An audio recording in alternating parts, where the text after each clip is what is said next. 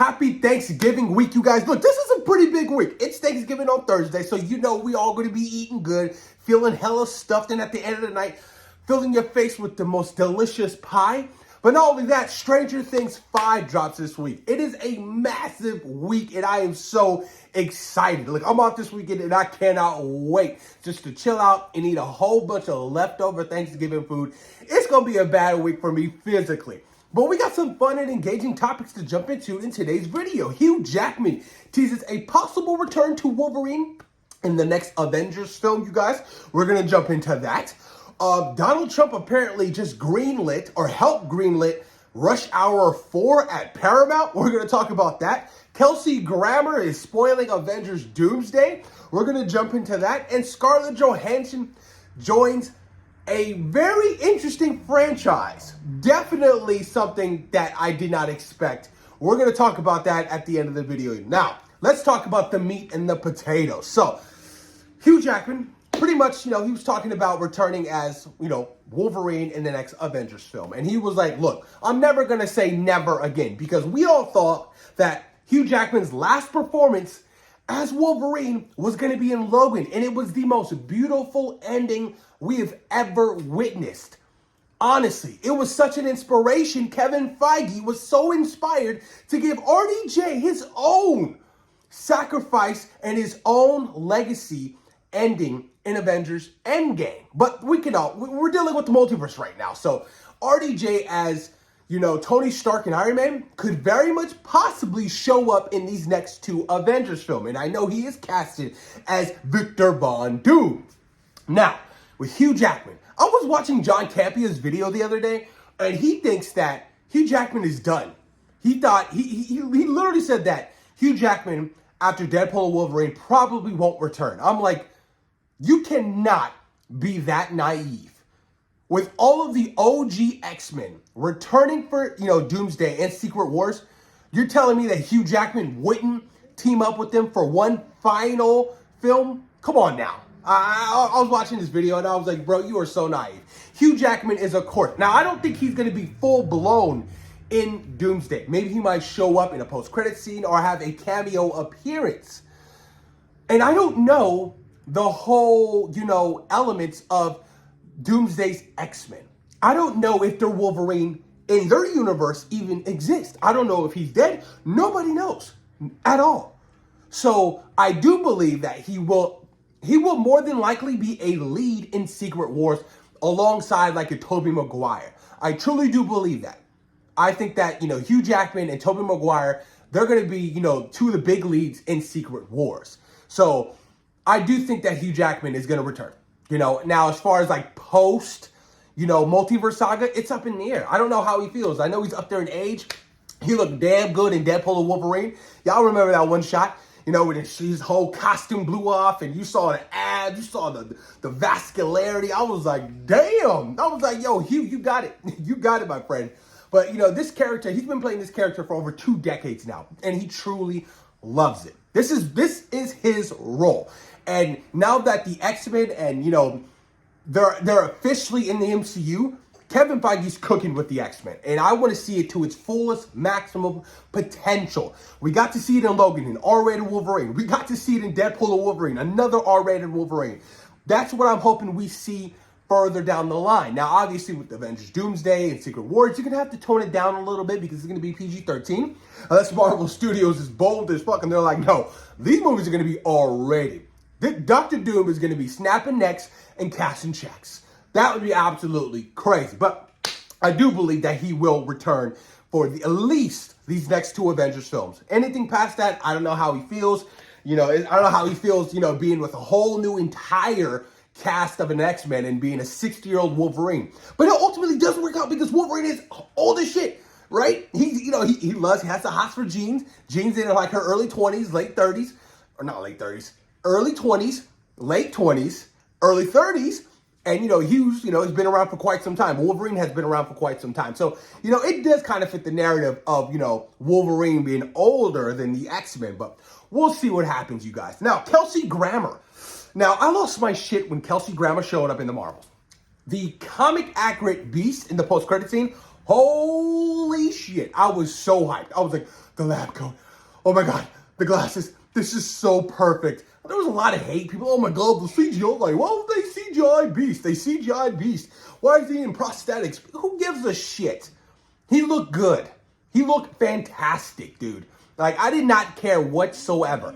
And you're not going to throw a whole bunch of, prosthetics on Kelsey Grammer. He's up there in age now, so it's much easier for him to do motion capture performance, which I'm completely fine with. Why was Thanos CGI in Infinity War and Endgame? Because it looked better. Thanos at the end of, of the first Avengers films, to challenge him is to court death. That was a whole new act. That was a different actor in prosthetic makeup. A guy who was probably 6 feet tall. It wouldn't have worked. So you have to make these characters, completely CGI to be really and truthfully authentic. Juggernaut in Deadpool 2.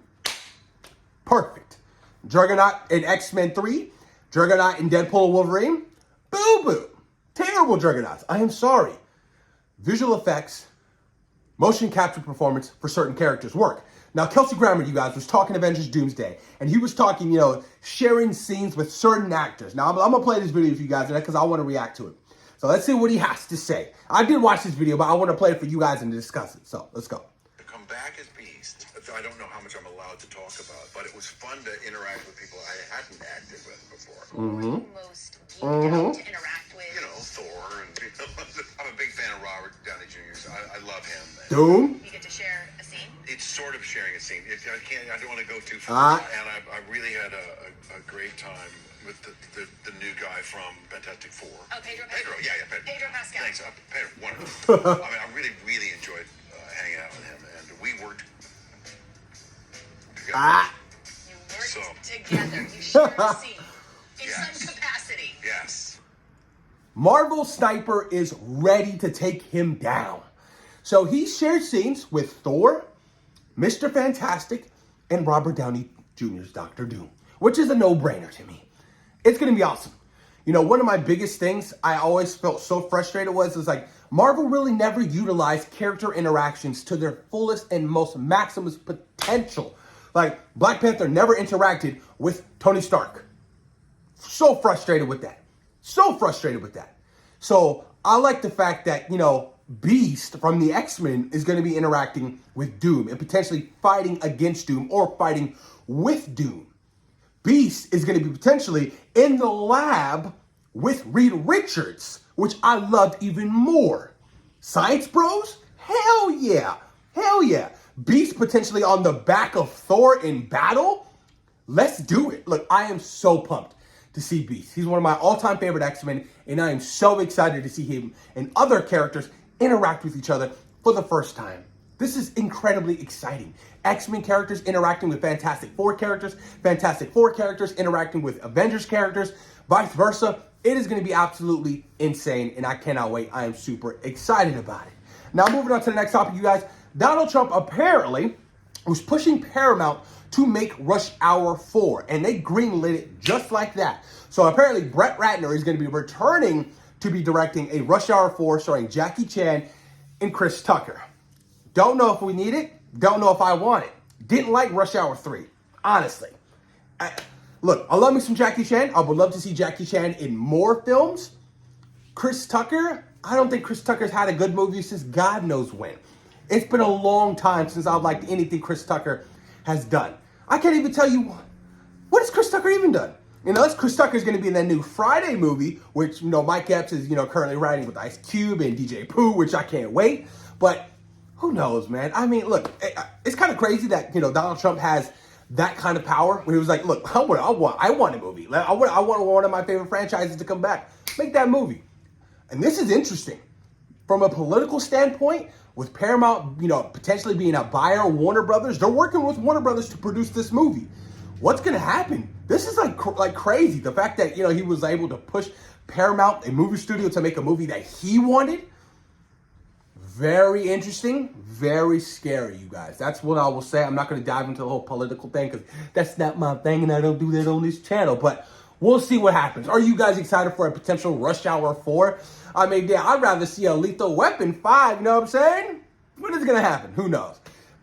And to close out the video, you guys, Scarlett Johansson is apparently going to be joining Mike Flanagan in the new Exorcist film. Mike Flanagan's going to be writing and directing. Now, after what David Gordon Green did with Believer or whatever, I forgot which, a couple years back, garbage. Oh my God, like absolutely terrible. And he was supposed to be set up to do like a trilogy or whatever, but well, have you heard anything from him? I mean, with Halloween Ends and, with Exorcist Believer, this guy fell off, you know what I mean? So going in a completely different direction with a new writer, a new visionary, I think this is a strong possibility. And, Mike Flanagan is a genius. I love everything he's done. I can't wait to see his influence on DC Studios with Clayface, which he wrote. Really stoked about that. I think that they're in good hands. And to land somebody like Scarlett Johansson joining the Exorcist franchise, that must mean the script must be pretty damn good. Pretty good. So I'm stoked. I mean, I can't wait to see what kind of story they're going to come up with. I don't know how drastically different it's going to be from any of the Exorcist films because they all ultimately feel the same, you know what I mean?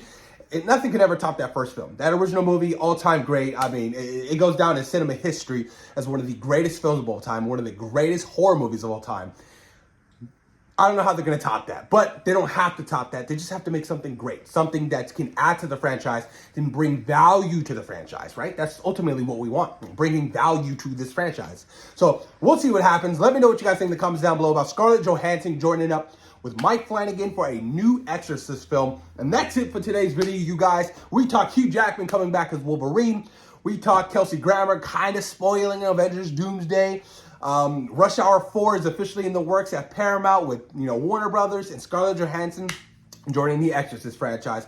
But let me know what you guys think in the comments down below. And I hope you guys all have a wonderful week with your family, your friends, the people who you love to connect with, and enjoy some good food. Get stuffed, man. Don't worry about the calories. Don't worry about the sugar. Just eat some good food this week, you guys. Just enjoy life. So thank you guys so much. I hope you guys all have a beautiful week. Peace.